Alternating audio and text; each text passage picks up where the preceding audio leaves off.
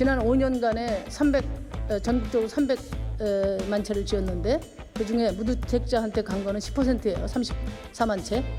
예? 나머지 280만 채는 다 다주택자한테 갔어요.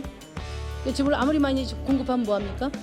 지금 부동산이 대한민국 공동체 위기의 근원입니다. 획기적인 공급 대책이 필요해요. 집 없는 서민을 위한. 획기적인 공급 대책이 필요해요.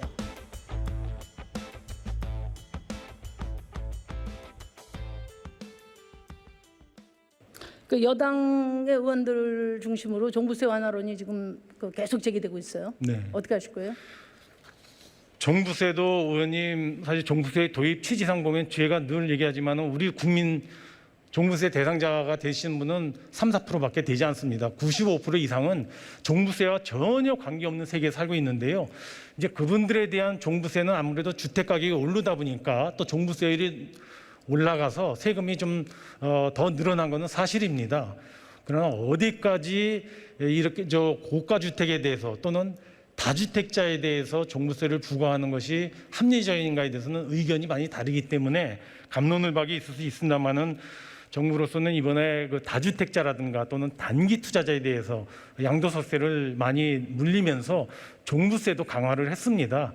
근데 한꺼번에 너무 많이 오른 거 아니냐, 또는 종부세에 제외되는 공시가격 지금 9억 원인데요. 그 기준이 한 11, 2년 됐습니다. 설정된 지. 그래서 그런 분야에 대해서는 현실에 맞게 좀 조정할 필요가 있지 않나 여러 가지 의견이 있어서 정부로서는 그런 문제들을 포함해서 이번에 또 선거에서 나타난 민심도 헤아릴 겸해서 여러 가지 좀 짚어보고 있다고 제가 말씀을 드릴 수 있겠습니다. 집값 폭등 때문에 지금 서민들이 좌절하고 그래서 세금도 올랐는데 지금 집값 부추기는 방안만 여야가 앞다퉈서 내고 있어요. 어디가 연지 어디가 야인지 구별도 안 됩니다.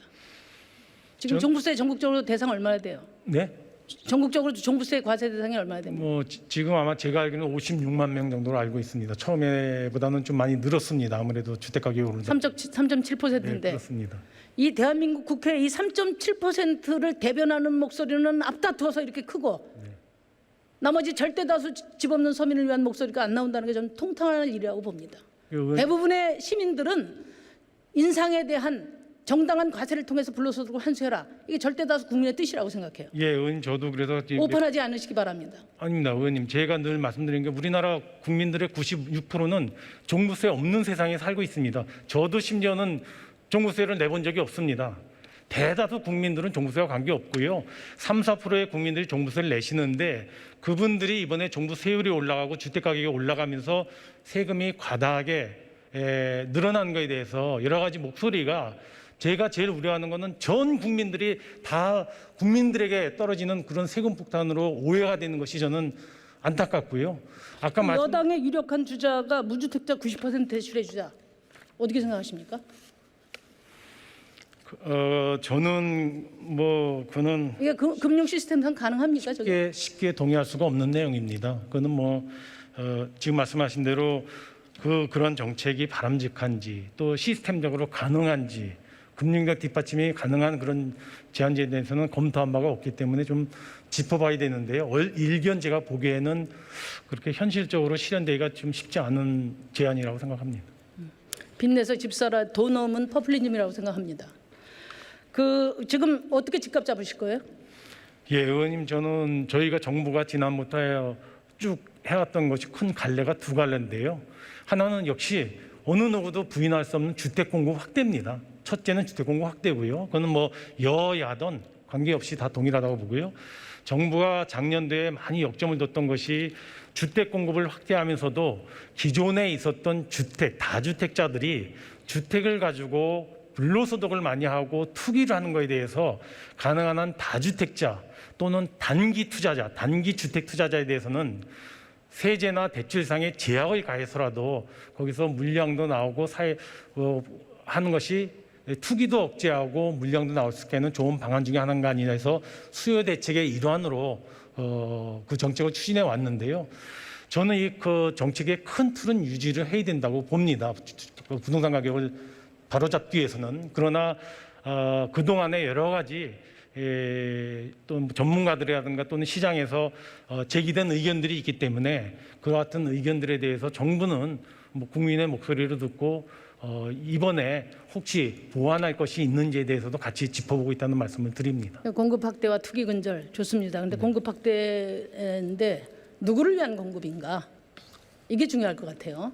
네. 누구를 위한 공급인가는 서민들, 집 없는 사람이 접근 가능한 가격인가? 예. 이게 전 기준이라고 네. 보는데요.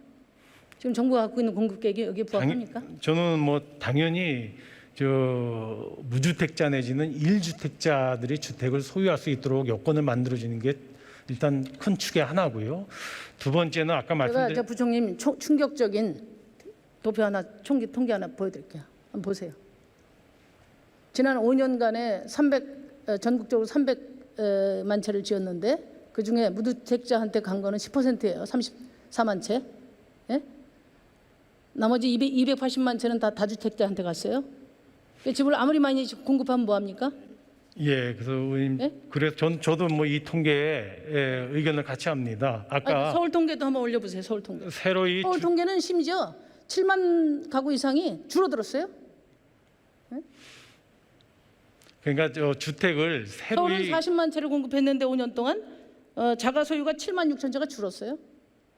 그러니까 공급은 누구를 위한 공급인가? 투기를 위한 공급 아닙니까 이게?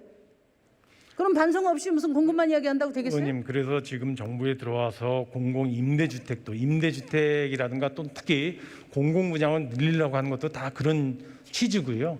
저는 지금 의원님 말씀하신 대로 무주택자가 주택을 갖게 하고 1주택자 작은 평수 가진 사람이 좀 더 나은 주택으로 가게 하는 것이 저는 궁극적으로 주택 정책이 지향해야 될 목표라고 생각하고요. 그런 의미에서 새로운 주택을 공급하는 신규 공급에도 역점을 두지만 저는 이렇게 다주택자들이 어떻게 보면 아까 제가 말씀드렸던 이 표현이 정확한지 모르겠지만은 투기와 불로소를 얻는 거에 대해서는 좀 정부가 제한을 가하더라도 그런 거기에서 새로이 물량이 나올 수 있는 여지가 저는 크다고 봅니다. 그런 식으로 지금 정책이 운영되고 있기 때문에 저는 그 같은 큰 틀의 기조는 그대로 견지가 돼야 되지 않을까 이렇게 생각을 하고 있습니다. 제가 시간이 없어서 제안을 두 가지 드릴게요. 하나는 지금 부동산이 대한민국 공동체 위기의 근원입니다. 네. 획기적인 공급 대책이 필요해요. 집 없는 서민을 위한. 저는 지금 이미 택지가 조성돼 있는 18만 신도시, 5기 신도시 18만 채를 전부 공공 임대주택, 공공 자가주택, 공공 전세주택으로 공급할 것을 제안합니다. 그러면 아마 이 문제 지금 싹 해결된다고 저는 생각해요. 두 번째는 그래서 신도시 특별 회계를 두 번째는 토지공개념에 따른 토초세 도입을 적극 검토해 주시기 바랍니다. 특히 기업의 비업무용 토지에 대한 전수조사를 정부가 해서 유휴 토지에 대해서는 국가가 적극적으로 매입할 것을 제안합니다. 그리고 토지는 우리 5천만이 같이 써야 되는 거니까